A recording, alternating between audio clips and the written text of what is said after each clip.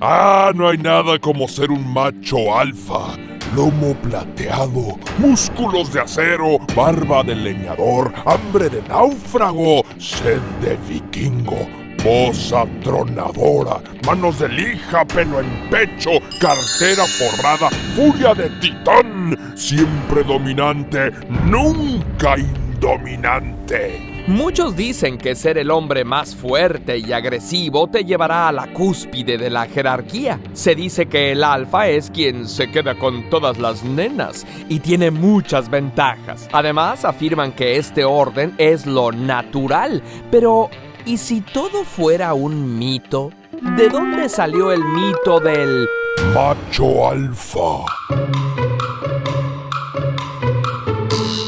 Este video es presentado por Platzi, la plataforma de educación online que te enseña todas las habilidades para triunfar en la nueva economía digital. Nunca pares de aprender.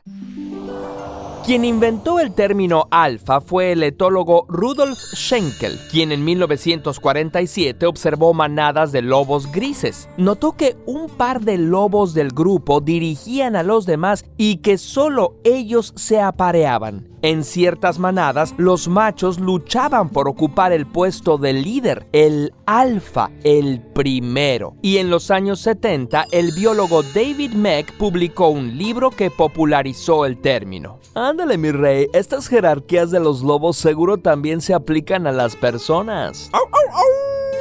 Pues había un asunto curioso y un error. El asunto curioso es que Schenkel había observado no solo a un macho, sino a un macho y una hembra. Eran la pareja alfa. El error era que los observadores de lobos no se habían fijado que la pareja era simplemente los padres de los demás lobos. Las manadas eran familias y en la vida silvestre no solía haber peleas para ganar el control. Simplemente a veces un lobo se separaba de la manada para buscar pareja y fundar otra familia. Las peleas solo se habían observado en manadas artificiales, hechas en cautiverio, donde juntaban a lobos que no estaban emparentados. Cuando David Mech corrigió el error, era demasiado tarde. Ya todo mundo hablaba de machos alfa y usaban el término para justificar todo tipo de conductas, desde la infidelidad masculina hasta el capitalismo. Si así son los animales, ¿por qué no nosotros? El psicólogo Jordan Peterson usó como ejemplo las langostas. Después de pelear por dominancia, las langostas ganadoras segregan serotonina, lo que las hace expandirse, y las perdedoras pierden serotonina, lo que las encoge. Peterson encuentra interesante que la serotonina tiene efectos similares en los humanos, pero el problema es que llega al extremo de afirmar que, como compartimos ancestros con las langostas, esto significa que las jerarquías, la lucha por el poder y la desigualdad son naturales y necesarias para las sociedades humanas. Y esa tesis no se sostiene. ¿Por qué poner como ejemplo a las langostas y no a las mantis, donde las hembras suelen comerse a los machos? O a los hámsters que se comen a sus crías y se estresan demasiado. Es cierto que las especies de animales tienen modos de organización que pueden incluir jerarquías. Los clanes de nuestros parientes más cercanos, los chimpancés, tienen machos alfa. Y sí, suele haber despliegues de poder de su parte y de sumisión de los subordinados. Pero también es cierto que el macho alfa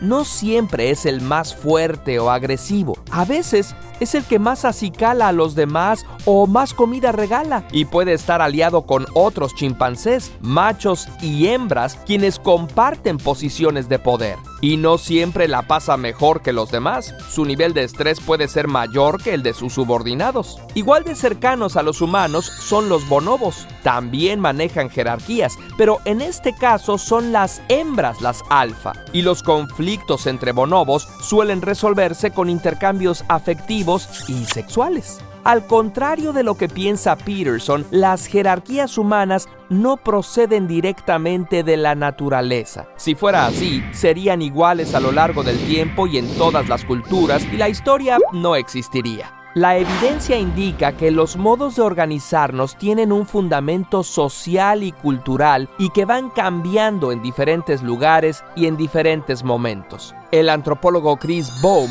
refiere que las sociedades humanas fueron igualitarias y matrilineales por muchas generaciones. Fue a partir de la aparición de la agricultura y la acumulación de recursos que surgieron las sociedades patrilineales, las jerarquías verticales, y con ellas, por un lado, un gran desarrollo tecnológico, pero por el otro, la explotación y la guerra tal como la conocemos. Y sí, es cierto que en promedio los hombres tenemos 20 veces más testosterona corriendo por nuestra sangre que las mujeres. Eso se refleja en mayor crecimiento muscular y óseo, y los estudios indican que también en comportamientos más arriesgados. Una investigación mostró que muchos criminales mostraban niveles de testosterona más altos que el promedio, pero también los tenían deportistas y bomberos. Otro estudio vio que quienes conservaban niveles altos de testosterona después de un fracaso en una competencia, era más probable que lo intentaran de nuevo.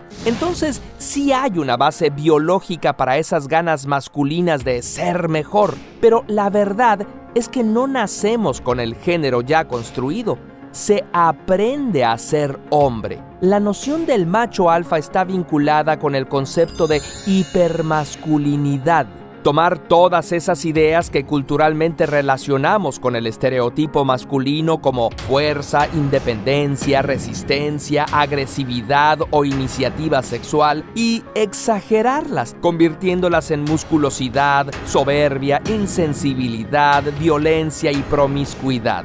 Y no todos podemos ni queremos encajar en ese estereotipo que más bien es dañino para los demás y tóxico para uno mismo. Hay muchas maneras de ser hombre. Y si crees que solo siendo así vas a encontrar pareja, estás equivocado. Todas las encuestas muestran que a diferentes mujeres les gustan diferentes cualidades en los hombres y características como la amabilidad, el apoyo, la inteligencia y la autoconfianza son factores que suelen ser muy atractivos. Quizá estás pensando que a pesar de todo lo que dijimos, los machos alfa existen entre nosotros y les suele ir muy bien. La verdad es que las sociedades humanas son más complejas. Tu supervisor puede tener poder sobre ti en la oficina, pero en los partidos de fútbol puede que seas tú el que domine la jugada. Un policía de tránsito tiene autoridad en la calle, pero si se enferma, debe aceptar la autoridad de la doctora. Y a su vez, si la doctora quiere construir una casa,